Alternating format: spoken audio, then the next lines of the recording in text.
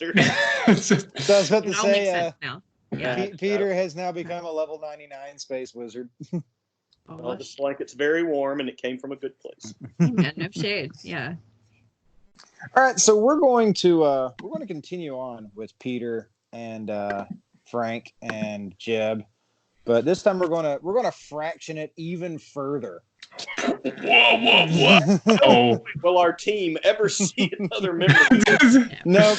This Yeah, is many branching paths. 2 years later, you'll all reconvene. Okay, so in the cruiser, we're gonna be with Peter.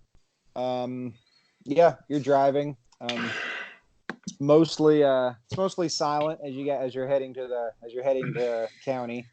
You want to say anything? No. At most, because I'm assuming Bastet is just fine on my shoulder, or maybe she's moving around a bit. But if anything, I'm just trying to kind of coo to her because I can't. My arms are behind my back, so I can't pet her.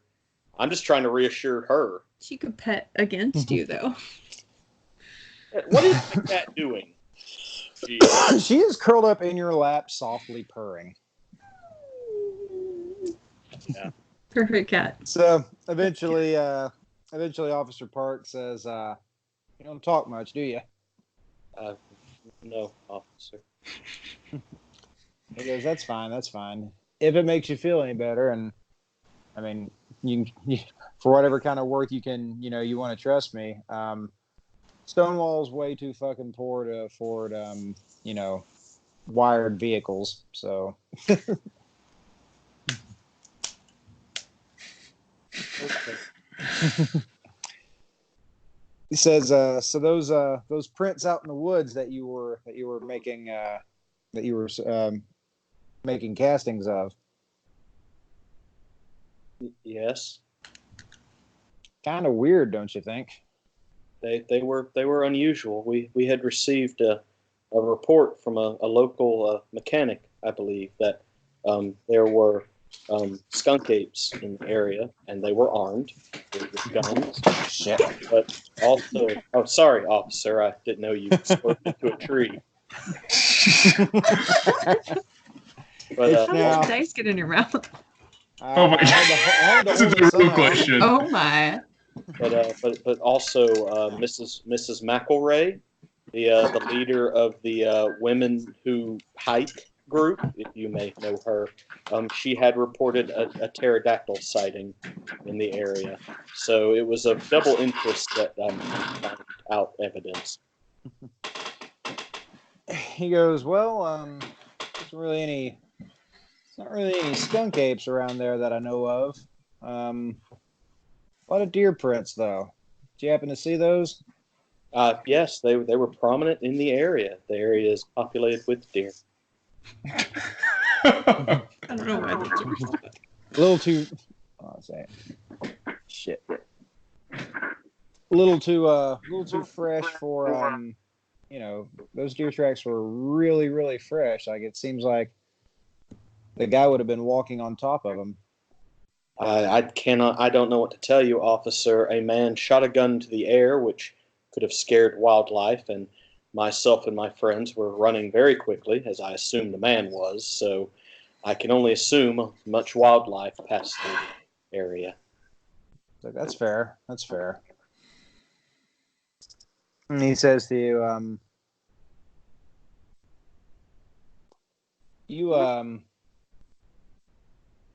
you know that me and Officer Welch over there, we know that we know that you're not being completely honest, right? Peter doesn't say anything. All right, fair enough.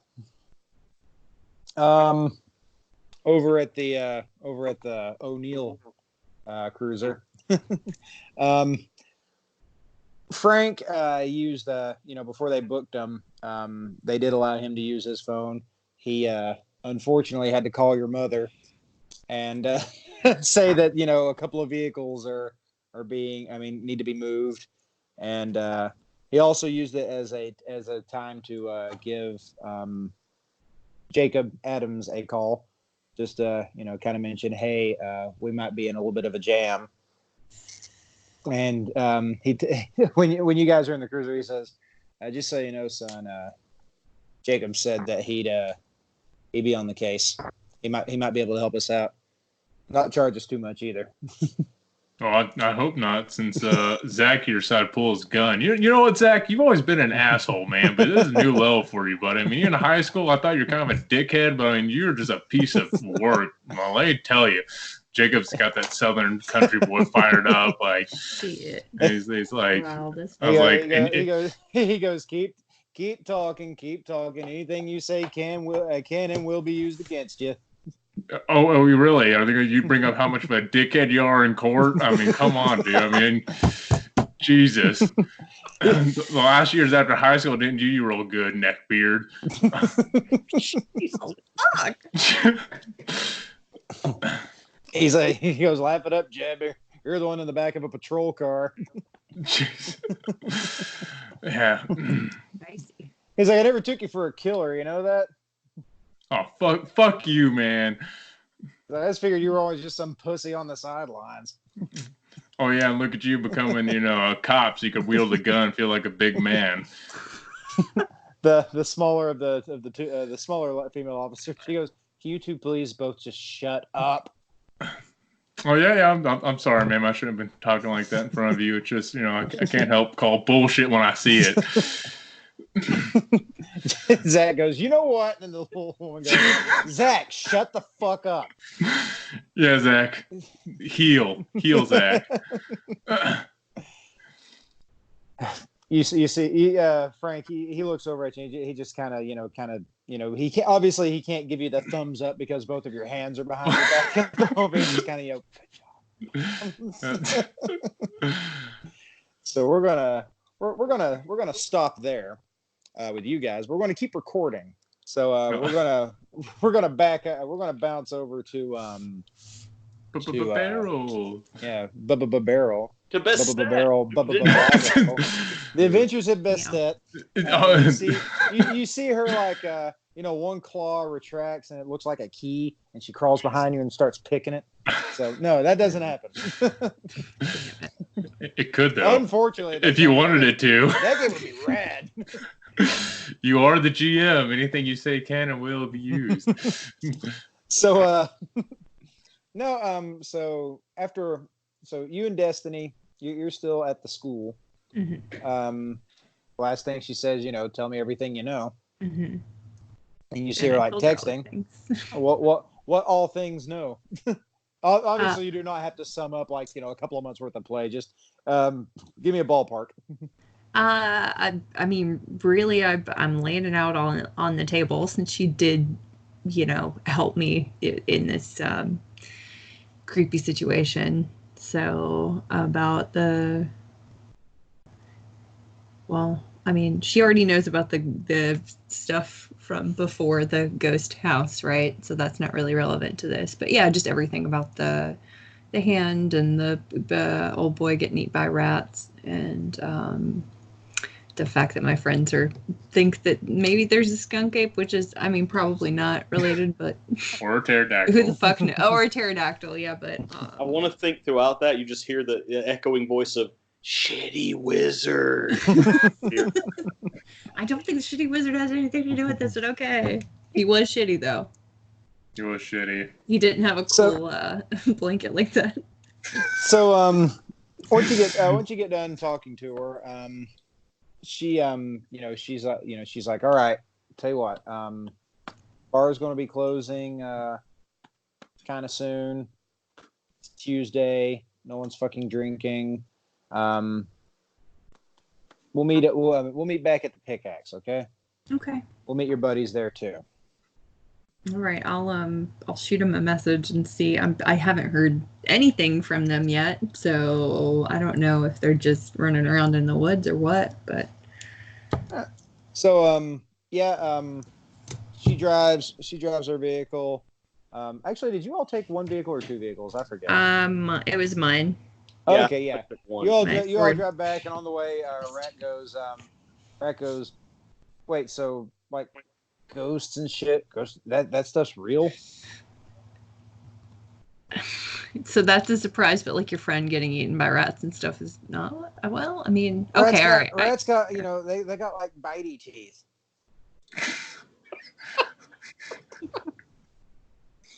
I guess it could. Is that where you get your name from or something? I don't. Bitey teeth. Confused as to why. He's like, no, I was born on the year of the rat. Oh, okay. Chinese. God, he's my age. Baby. Yeah, he's not my age. He is clearly not your age. He's still in high school. You don't think he really knows what the fuck the Chinese zodiac, how it actually fucking works? If it is the current year, then no. Yeah, because he would have to be 12 or 24. Also, year of the rat represent. Fist bump. Boom. Yeah. Yeah. So. Garrett is not. Shame. Garrett, you're the only one. I hate to break it to you. Anyway. Yeah, he's like, so we're Ghostbusters now. No. Ghostbusters mixed with you Batman. have a fucking proton pack or something somewhere? Because we're not busting any ghosts. We're just like trying to not get fucking killed by them. Really. He's like, all right, fair enough. Different. That works, but that's pretty rad. We're like ghost hunters then. I'm like, have you watched it? Oh god, that show is so fucking annoying. Are you kidding me? Bruh, I think I just felt a cold spot. Oh my god, bruh. He's like, I'm like the Zach Baggins of the group. Me, you, Mr. Adams. Yeah, I'm the Zach Baggins. Sure, whatever you say. They're all a bunch of bros. So, once you get back to the pickaxe, the car, and Destiny, she looks down at her phone. She says, "What were your friends out in the woods hunting?" Well, skunk ape, which is to say Bigfoot, and pterodactyls. She looks down at her phone and says, "I think there might be a bit of an issue."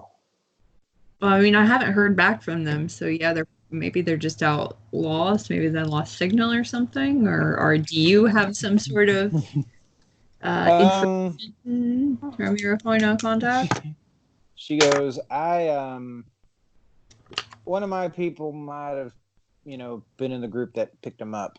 Apparently somebody got shot and killed. I don't know if it's anyone in your group or what, but they're in county right now. What?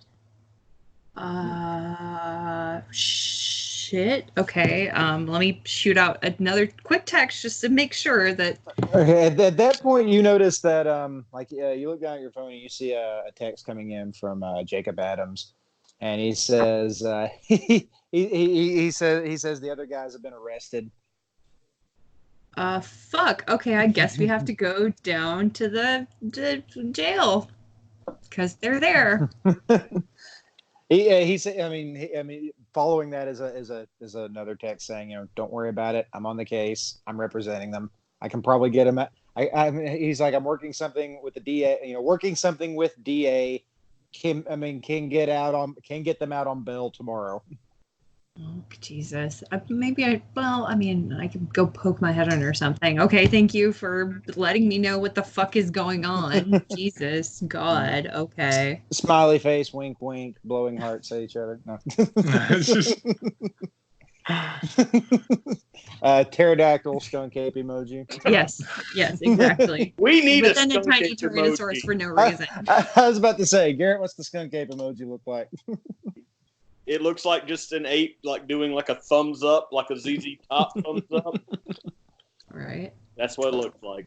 We'll have to work on getting that drawn. But okay, so yeah, apparently our lawyer friend is working on getting them out on bail, but I still wonder if maybe I should go poke my head in just to say hi. She says. She says, I don't think they really do like visitors at this hour. I don't go to jails normally. I don't know how jails work.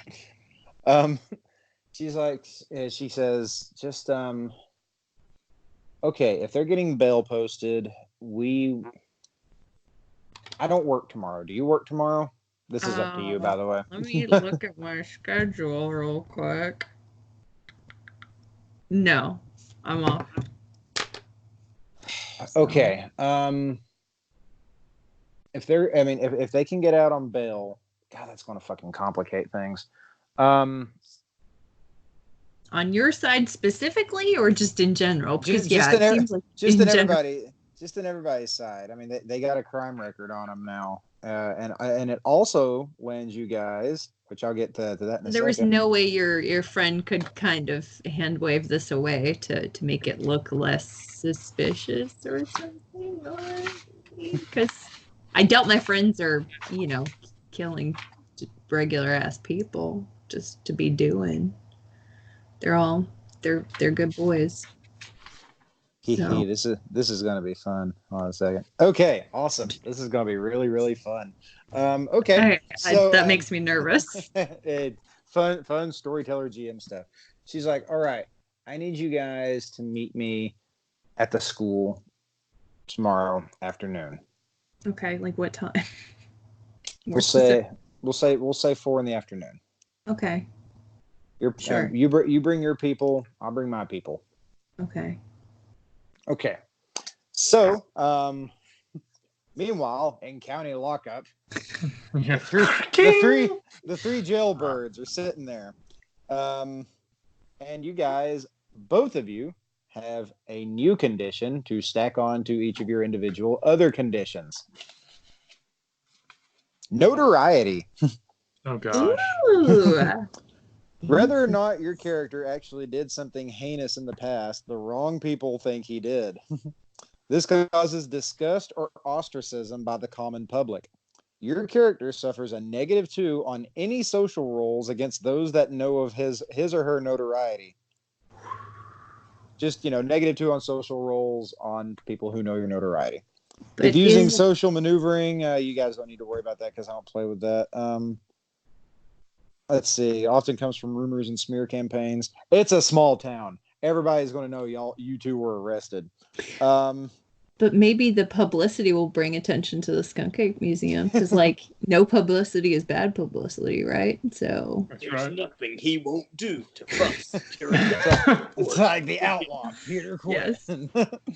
Outlaw on a Skunk Ape ride. Resolution: the story is debunked or the character's name is cleared. So if you guys can prove your innocence, you get a beat. In the meantime, up until then, you guys are going to suffer a -2 on social roles. Okay. Against people who would know about that. And that'll obviously be at my discretion. It's not going to be like, you're not going to walk around with a fucking scarlet letter on your chest. But an S for Skunk Ape. Yeah, S for Skunk Ape. Gosh. All right, so back in county lockup, the three of you are sitting there. Right, kind of types you'd see there. There's a guy with a black eye. There's a guy who is clearly very drunk. Frank goes, "Well, this fucking sucks." Yeah, that's an understatement. In particular for you, Dad, they still haven't given you any medical attention. Now you're in a jail with, a bullet wound. That's pretty. Oh no, they did. He's kind of dope. He's kind of doped up at the moment. Like they kind of took him off to the side a little bit. God damn it! I don't fucking care about this from work. Like I said, he's bandaged up. But okay, good. It's still in county lockup, and he's just like, yeah. What really sucks is your mom's going to kick my ass, man. Yeah, and she's going to kick my ass for letting you get in trouble. And then she's going to kick your ass for letting me get in trouble. So, wasn't it kind of weird to you? I mean, like I said, Zach's an asshole. Always has been. But didn't you think it was a little weird that he kind of freaked out as soon as I picked up the phone to make a phone call? Didn't you think that was a little strange? It seemed a little fishy to me. It's like, I don't know. It could just be some little prick that, gets a little bit of power and it goes to his head. Yeah, but it's almost like the other ones are in on it because if that big fella, what was his name, Park, he should have told him that I had the right to call. Something's not right about that. It just doesn't sit wrong with me. It doesn't sit right with me. Seems like a nice enough guy. You were in the car with him, Pete. Anything go down? Peter literally, since they've gotten in the cell, has just sat down. He's like twiddling his thumbs and has stared forward. And I guess when you ask that, he just says, "I hope they put out the litter box."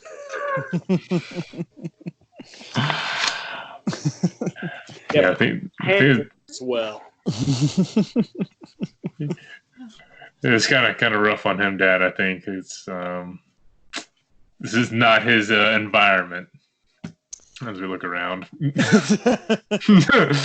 Yeah, you don't. Since you came in, you know what you smell, and you look over and you see the one toilet that everybody has to share, and you notice that. I mean, it's not. It wouldn't have smelled like that if somebody had flushed it, and nobody's gone over to flush it. Damn savages! No home training. No home training. This is not where we belong. Well, what do you think we should do? I mean, I guess we just wait here till Jacob bails us out, which is who knows when that's going to be. Probably in the morning. It usually takes 7-ish hours or so to get through processing. Yeah, at least. All right. Well, as soon as we get out, we need to get an action plan going because things are run amok. So we gotta figure out what we're doing. All right. At which point, Frank says, I mean, if you guys want to like catnap or anything, I'll make sure those two don't kind of pull any kind of shit on you if you want. Yeah, no, I'd really like to. I'd like to sleep, Dad. Yeah, I really appreciate that. Yeah, anything to add, Peter? With that, Peter actually kind of breaks and he looks over and says, "You're wounded, sir. Please, you sleep. I'll stay up. I have a lot on my mind." He's like, I appreciate that, Pete. No, thanks, Peter. We're going to end it right there for our regular three-part segments.